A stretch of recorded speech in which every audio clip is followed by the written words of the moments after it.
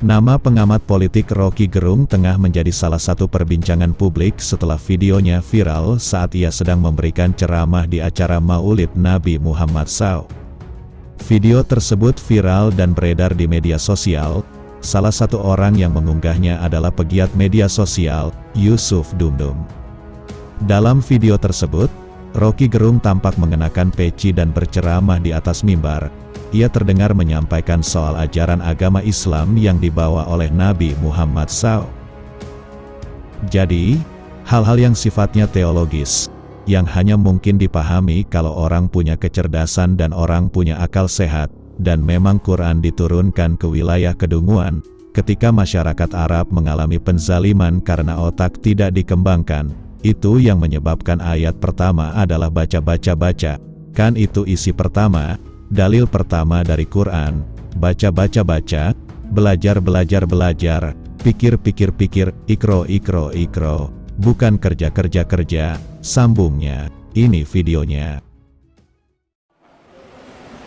Jelas Nabi Muhammad adalah seorang politisi, jelas Nabi Muhammad adalah seorang negarawan, jelas Nabi Muhammad adalah pemimpin dunia, karena sesuatu yang diucapkan dari tahun abad ke-6, tahun 602 Masehi, sampai sekarang orang membaca kembali risalah sosiologis atau versi politik atau terjemahan hermeneutik dari ayat-ayat Quran, terutama tentang keadilan sosial. Sekarang ada keresahan di dunia ini, desain apa yang memungkinkan manusia hidup berdampingan dalam status keadilan sosial. Ada kapitalisme, gagal, ada komunisme, berbahaya. Orang masuk sekarang pada upaya untuk memikirkan jenis ekonomi, jenis transaksi sosial yang dasarnya adalah kesetaraan manusia. Orang pergi pada studi-studi baru tentang Islam. Karena Islam adalah dokumen yang selesai, dokumen yang final, sebagai revelation, sebagai wahyu. Tidak ada interpretasi. Setelah itu, 1 tahun setelah meninggalnya Nabi, naskah itu selesai. Dan tidak ada interpretasi lain. Jadi orang melihat betul bahwa secara tekstual, Quran itu memuat secara sempurna, secara lengkap, seluruh bayangan manusia tentang kehidupan pribadi, kehidupan dengan alam, kehidupan dengan akhirat, dan kehidupan bernegara.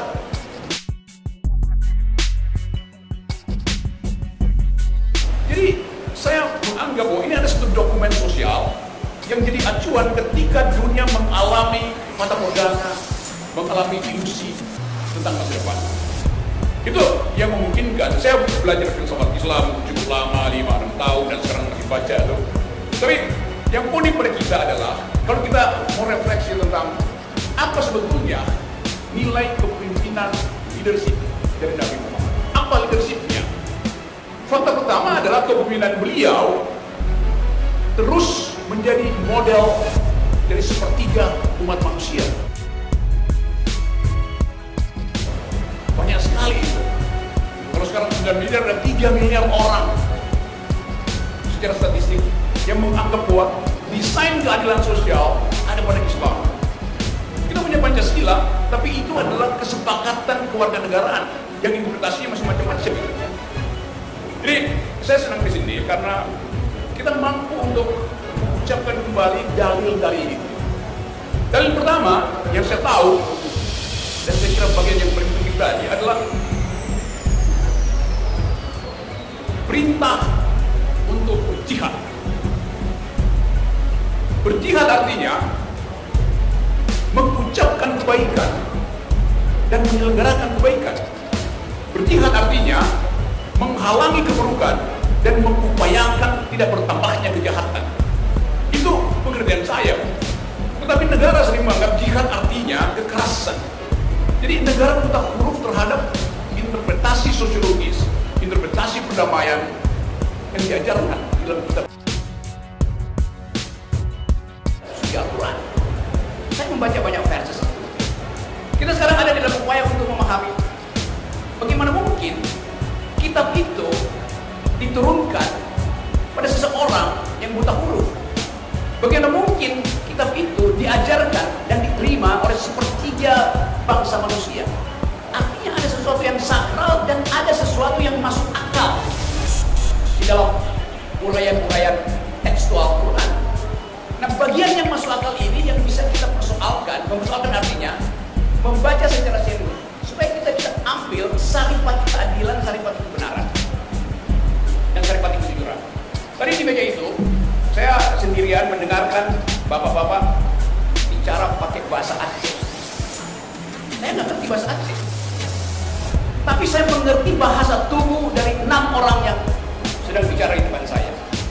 Bahasa tubuh kejujuran, bahasa tubuh keberanian, bahasa tubuh kebenaran. Itu dalil kepemimpinan yang seharusnya jujur, benar, berani. Itu yang kita mau bandingkan dengan keadaan sekarang. Tidak jujur, tidak benar, tidak berani. Ini ada kopi, terima kasih nih, kopi Sotek. Sok tahu tapi ekonomi kurang. Gak apa-apa, tapi enak kopinya. Kalau keadaan sekarang namanya sotok. Sok tahu tapi otak kurang. Ada pemimpin yang sok tahu tapi otak kurang. Akibatnya kita berhutang. Akibatnya lingkungan rusak. Akibatnya keakraban sosial berhenti itu. Karena ada seseorang yang punya modal sotok. Sok tahu tapi otak kurang. Itu yang ingin kita kemukakan dalam upaya refleksi terhadap kepemimpinan. Kenapa begitu? Kalau Nabi adalah pemimpin, terjemahannya dia adalah leader. Seorang leader akan menuntun umatnya, warganya, pergi pada harapan. Itu namanya leader. Ada wahyu di depan yang kita upayakan diselenggarakan oleh seorang pemimpin. Di dalam sistem bernegara, wahyunya namanya konstitusi. Tetapi justru konstitusi itu yang sekarang sedang dipermainkan oleh seseorang untuk memperpanjang kekuasaannya. Jadi dari awal kita lihat bahwa kalau dia leader, dia paham bahwa tuntunan itu harus menghasilkan harapan. Kalau sekarang kepemimpinan politik kita nggak ada harapan, orang frustrasi di mana-mana itu. Bupati Meranti ngamuk, menganggap bahwa Riau itu dieksploitasi, kekayaannya tidak dikembalikan pada Meranti, dan dia bahkan menantang bahwa kalau begini terus eksploitasi terhadap sumber daya alam dan tidak kembali pada Meranti, dia mau mungkin dia berpikir lebih baik itu jadi bagian dari provinsi Malaysia.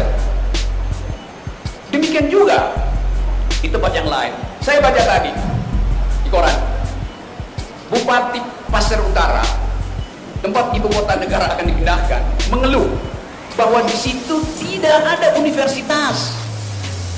Baru sekarang dia terbuka pikiran bahwa ibu kota negara tanpa akal itu artinya tempat untuk tambah ketidakadilan. Dan kita mulai paham bahwa kenapa para bupati mulai resah sekarang, karena ketidakadilan tidak tiba. Kalau misalnya kita berpikir bahwa IKN itu adalah semacam upaya untuk memperlihatkan kemegahan bangsa, di situ akan ada perusakan lingkungan, di situ akan ada makhluk Tuhan yang akan disingkirkan demi menanam beton di IKN. Padahal doktrin Islam adalah pelihara, hormati semua makhluk. Jadi IKN itu tidak berbasis pada sosiologi Islamis yang memerintahkan manusia untuk saling bersahabat, bahkan bersahabat dengan makhluk. Kalau kita perluas pembicaraan ini, kita kehilangan kemampuan untuk membaca masa depan karena seolah keadilan sosial itu terhalang oleh kita.